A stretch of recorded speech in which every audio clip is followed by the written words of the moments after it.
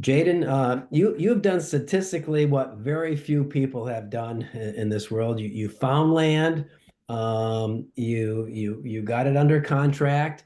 You actually have been to the town and received approvals for your use. So you're well on your way to starting construction for your self-storage project later this year. So first, I want to say congratulations, Jaden. That is awesome. Um, to start out our interview, can you tell us a little bit about your background? Yeah, sure. Well, thank you. I appreciate it. Yeah, my name is Jaden for anyone watching who doesn't know me. Work as a pilot full time, so I fly for United Airlines. I fly the Airbus out of San Francisco. I've been married almost 2 years, and we're expecting our first baby in June of this year. Um, in my free time, I don't have too much free time, but I generally do storage stuff whenever I'm home and not flying. And yeah, I'm just excited to hopefully get this project going and hopefully see some great success here. Awesome, awesome, Jaden. I'm 100% sure you're going to see some great success. I want to ask you, a two-part question here. Why did you choose self-storage to invest, and then why did you choose Storage Authority for your self-storage journey? Yeah, sure. So I have no prior experience in self-storage or real estate at all for that matter.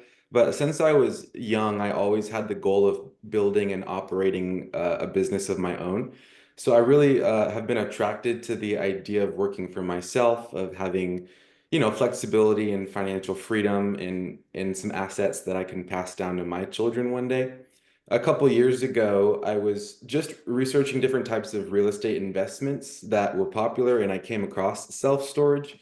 And it quickly became obvious that self-storage was a really great investment. My only problem, though, was that I was still missing two things, expertise and capital. So I came across Storage Authority just online, and I know you do a lot of marketing for people who are looking to get into self-storage. And I really liked all the information that I was getting from both you and Garrett. And I was really convinced that you guys could provide the development and the operational expertise that I needed to develop self-storage with no prior experience. And while I'm not independently wealthy, I partnered up with an older gentleman who he's been really successful in his life, and he also was really interested in the benefits of developing a self-storage facility. So he's trusting me greatly to find land and develop a self-storage facility that we can both benefit from. Yeah, and when you open, you probably still keep your pilot job for at least a little while, but you'll notice all of a sudden you're going to have more money at the end of the year because of all the depreciation and tax advantages of self-storage. But that's another subject. A lot of people, I talk to a lot of people, and most do not get in the self-storage business. And really, some don't get in because they don't have the money, but you found a way around that, and so that can easily be solved. But some people just have the fear of failure. How did you get over that initial fear? Or maybe you didn't have any fear. I don't know, but most people do. Yeah, I'd say I really didn't feel much fear, mostly because I'm just like a really like go-getter kind of person, and when I set a goal, I just do everything I can to accomplish it. So self-storage, once I set my mind to it, I really want to be successful. But what I will say is instead of fear, I definitely had some like emotional stress, I would say, starting out and searching for land. And I think you have told me that, a lot of people, the place that people fail is finding land. And for me, starting out, it was really stressful just because it's easy to get emotionally attached to a piece of land that you think would be perfect. And then you just find out down the road that it's not going to work out for one reason or another. And I really had like countless nights where I would go to bed upset or frustrated about a property that I really liked, but that fell through. So I did have to learn how to like detach my emotions from the process. So that was the biggest barrier that I had to overcome getting started for sure. Yeah, I recall one property you found. It was a great property and everything was working together. And it was part of an estate and it sounded like the estate was ready to sell, but things work in the state eventually after you waited a couple months for them to do their paperwork, you figured out it was going to be more like a couple of years and you had to move on from that one. Yeah. So that is tough, but I like to say you got to look at 100 properties, make an offer on three and buy one. I think you did a much better job. I'm not sure you hit 100 properties. How many properties do you think you might have looked at to find this one property?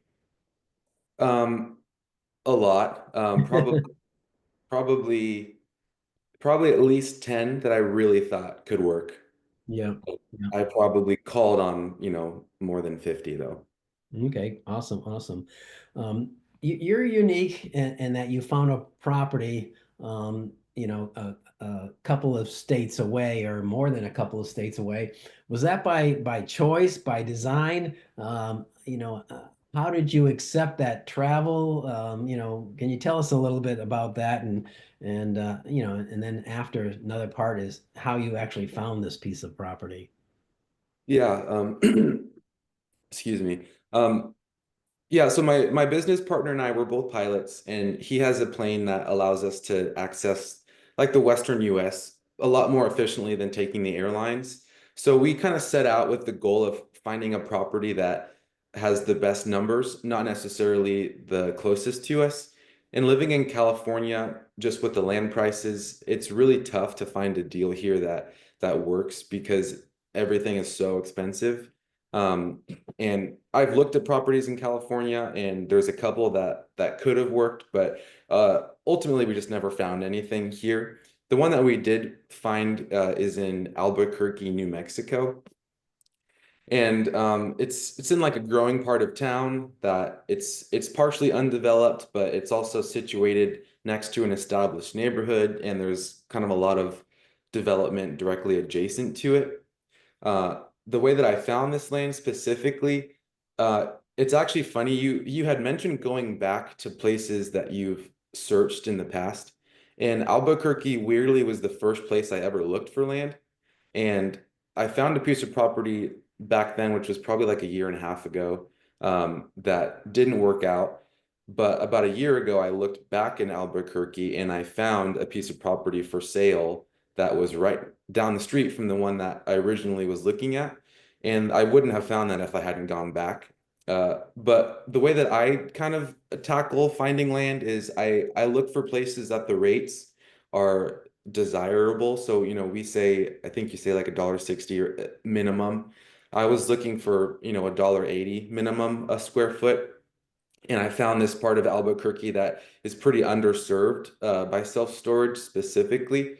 So I go on the maps and I find out what zoning self-storage is allowed in, and I found out the different uses. And then I use that map and I see uh, on Google basically all the empty pieces of property. So using Regrid and Google, I can find out the information on who owns all the properties that are zoned for self-storage and empty. And then we send out mail. We send out mail and phone calls when able to every piece of property. And this one just happened to come back. So we found it that way, which is a lot of work, but almost almost all the properties I found that could have worked weren't just like listed for sale. They all were kind of, we found them by calling somebody or by looking for vacant land that's zoned for storage and finding it on like a random website or something like that. But yeah, so that's how we found this one. And it's been working out so far. Awesome. I mean, it really does pay to look offline. You got to just get the zoning maps, find out where self-storage is permitted, like you say, and drive down that road one way or another on Regrid, on Zoom or not on Zoom on Google or whatever. So that's awesome. So you put some design plans, you put a layout plan together, you went to the town, you got the permit for the self-storage use and the height and all the things that you needed. So basically, the project's a go. You still got to submit final plans. So those are presently under design. I know a lot of people think self-storage is so easy and they think, once you find the land, everything's so easy. That's hard, but you know what? The next step is the hardest step because it's the step you're in. And so design is the hardest step. I'll tell you, the next hard step is going to be construction. And then it's going to be sales and operations. But to the point is, it does a lot of novices think at this stage you just hand it to the civil engineer and the architect and you're done. And they're going to come out with premier plans, exactly what you want. I'm sure you're going to agree with me that that's not the case. But what do you have? What advice do you have? You're in the middle of it, and so you're just starting to see what happens for time wise and schedule. But what advice do you have for new people looking at self-storage to keep their engineer, their architect on track, working on your project, and putting those little pieces together that's going to make your self-storage a premium design? I mean, do you have weekly calls with them? What advice can you give from your experience so far? Yeah, to speak to your first point, I feel like there's a huge learning curve on every part of this process that I didn't know was there. So you're right. You think that finding land is the hardest part, which I would say is the hardest part.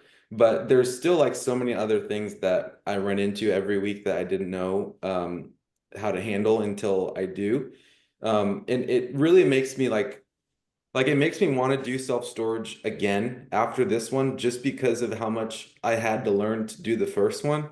I really feel like if we build this one, I would be in a position to do it again way faster because of all the things that I've learned from this. Um, but as far as like design goes, I didn't know this, but I learned that there's kind of two main ways to go about it. You can hire your own people, your own architect, your own civil, or you can go like the design build route. And we decided on this project to go the design build route.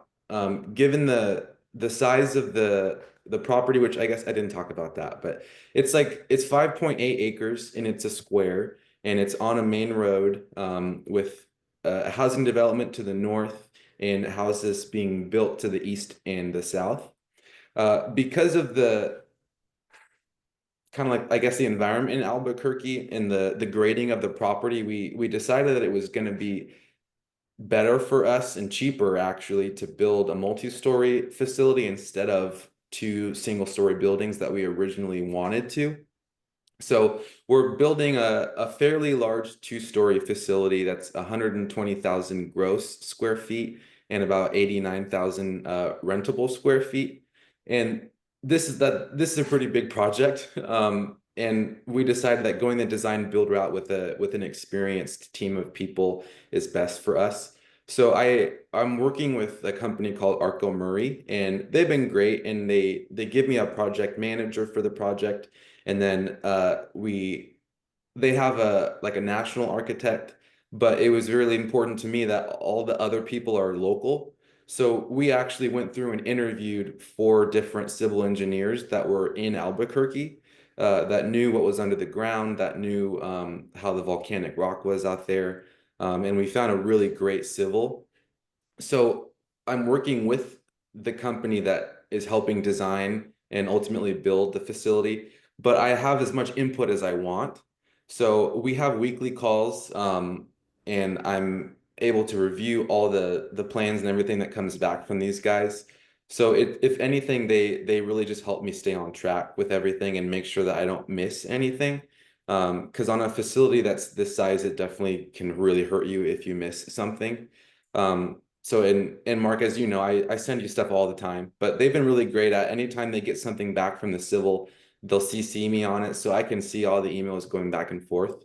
Um, so that's kind of the way that we're doing this project, and we were able to get the conditional use permit this month, which was kind of our big hurdle.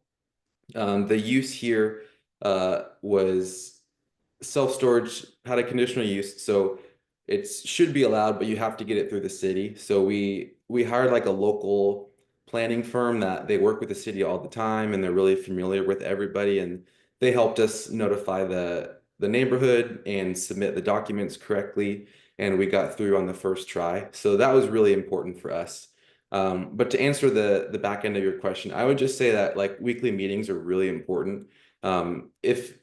If not bi-weekly meetings, sometimes some phases of design are really like quick and you have a lot of things going back and forth. And some parts you're just kind of waiting for the architect and the civil to get stuff back to you. So you kind of have to be flexible. Like Mark, you and I, we've had meetings. Sometimes I call you 5 times in a week, and sometimes I don't call you for 3 weeks because I'm waiting on stuff. So just being flexible in the process. And yeah, just staying on top of everything is pretty important. Yeah, I'm happy you went the design build route. What that does, often you get better plans because the architect, I mean the contractor takes a look and says, no, this if I do it this way, it's going to be more expensive. So, they are part of that team, so they can help in the design. And I'm sure that you've already made several changes. Well, I know you've already made several changes to save money. Due from the contractor's point of view, and architects don't always think like contractors. So it's good to have a team together. And then what also happens, and you'll see this, or you might not see it because you went with a design build, but typically the design build extra costs are very close, are much lower than if you had your own team, because then it's a battle between, you go from building to building, and sometimes they forget to show all the conduits, or they forget to show a transformer here or there, and you can easily have a couple $100,000 in extra costs and headaches trying to coordinate everybody. So you save money, and you're not pulling your hair out trying to coordinate, and upset that the architect forgot to do something, and so now the contractor's charging you extra. So you eliminate a good percentage of extra costs with that design build. So, and the project goes faster too, because not only are you pushing the architect, the contractor wants to build a job, so he wants the architect to be done fast. So that's awesome as well. Um, Jaden, I want to thank you. I want to ask you one last question. It's just a general question, but is there anything you'd like to share with people watching today that would help them in the development path? And any recommendations or any advice you want to Yeah, share? Um, I'd say two things. First is it is definitely possible. Storage is it's hard to do, but it's not impossible. And as long as you just put in the time, like you will be successful, especially with your help, Mark. But the other thing I would say is you just have to put the time in to search for land. I think that's the biggest hurdle is finding the right piece of property. And because self-storage is gaining in popularity the last, I guess probably a decade now, but the last few years it's really been gaining in popularity. A lot of people are searching for land. And I've talked to my real estate broker, and he was saying every time he calls or gets calls on properties, everyone's talking about self-storage. So you really have to kind of think outside the box a little bit, and you have to be willing to search for land in other ways than the big guys are. And if you're, just looking for listings probably won't help you find the right property. But if you're able to put the time in and learn how to find like off-market properties, that's definitely going to lead you in the right way. Yeah, I can tell you that the vast majority of our guys um, find land by offline, and sometimes it's word of mouth, and sometimes it's exactly how you did it by checking the zoning and going street by street. Um, well, I want to thank you, Jaden, for helping others by sharing your experience today. I look forward to doing another interview when construction's either done or in the middle of construction. Let's plan on that later this year. But again, congratulations and thank you. Yeah, thank you.